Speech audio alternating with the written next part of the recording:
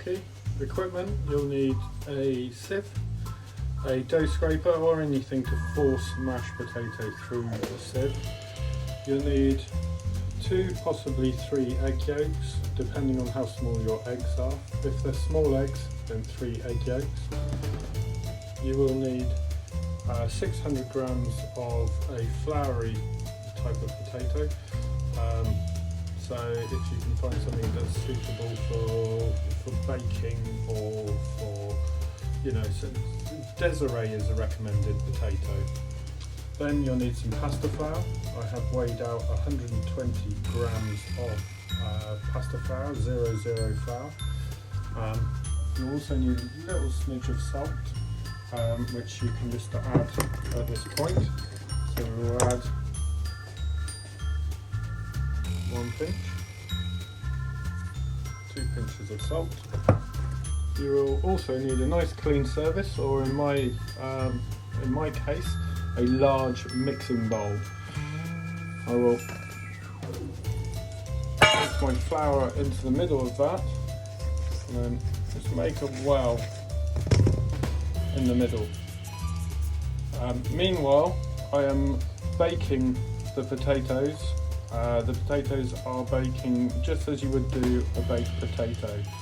You want them to come out of the oven, slice them in half lengthways, scoop them out into your sieve and then force them through the sieve. And that'll be the next stage. Okay, for the next stage, we're just going to take our baked potatoes that we baked in the oven, out of the oven, whilst they're still really hot, and we'll just cut them in half.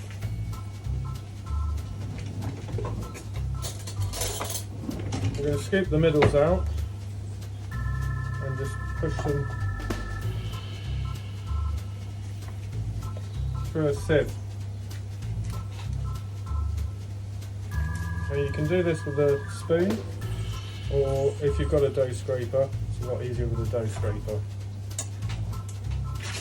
Okay, with a spoon, what you would have to do is put it over a bowl and just keep pushing it. This way you get it nice and fine, there's no lumps, it's smooth. Just push it through a sieve. Or if you've got a potato ricer, put it through a potato ricer. But this way it just comes out nice and smooth, no lumps, so then you get the right consistency to your gnocchi. For the next stage, we put our mashed potato, or potato that we push through a sieve, in with our flour, make a well in the middle, and then we put our egg yolks into the middle of that. Then the best way to do this is to get the end of a wooden spoon, so the handle end into the egg yolks, and then just stir from the middle and stir outwards, and then slowly bring everything in together. So just keep stirring until it starts to form a dough ball. Then you want to work it just like you do with pasta, but don't work it too much so it goes all dense. You want to keep that kind of fluffiness of the potatoes. So as it comes together, you'll find that it will start to clump a bit. Once it clumps a bit, if you just then roll it into a ball, and then we'll gently knead it on a floured surface. Just a reminder that the potato that you push through the sieve, it should still be warm when you do this, and it just helps with the whole process, keeps it nice and light and fluffy. So now we've got all of the mix into a kind of doughy ball. We're just going to roll it out on a flat floured surface, and then just to keep it from drying out, we're going to just keep it under a towel so that the air doesn't get to it too much, and dry it out. But we're going to roll it and then shape it and then drop it into boiling water. The gnocchis will be ready to be served once you've dropped them into the boiling water and they start to float. Then you can fish them out, reserve them for later, or just simply use them then. So if you just roll this now, and you'll get it into a kind of sausage shape. This will be so that we can just split it into 4, and then keep three of the dough portions under a cloth, and then 1 dough portion that you'll work with. And I'll just show you the technique. So the next stage is just to roll this out until we get a nice sausage. We're looking to get it probably couple of centimetres thick. So you'll find that it's quite delicate, so you just need to keep rolling it, keep moving it until you get the right. You want a nice even sausage that you're then gonna,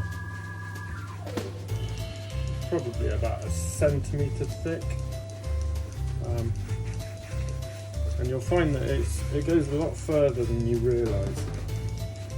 Once you have the right kind of thickness on it, you just cut it, and then we'll show you how to make the classic gnocchi sort of shape.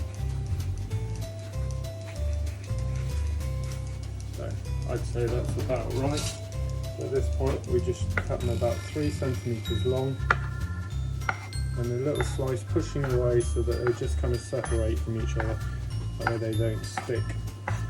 I'm going to roll them straight into the boiling water, and then once they're in the boiling water, once they're floating, they're ready to be used.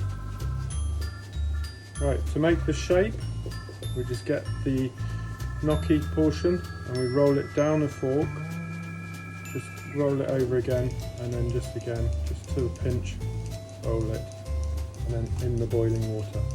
So just drag it into the pinch point and drop it in the boiling water, down to where it flattens, and then just gently roll it again. This way it gives it the little grooves that you're looking for.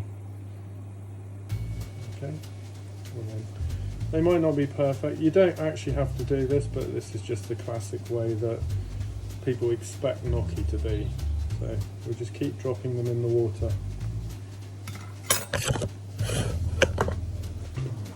As you can see, they're bubbling away in the water. When those are floating, then they're ready to be used. You can either reserve them to one side, or you can just cook them off again.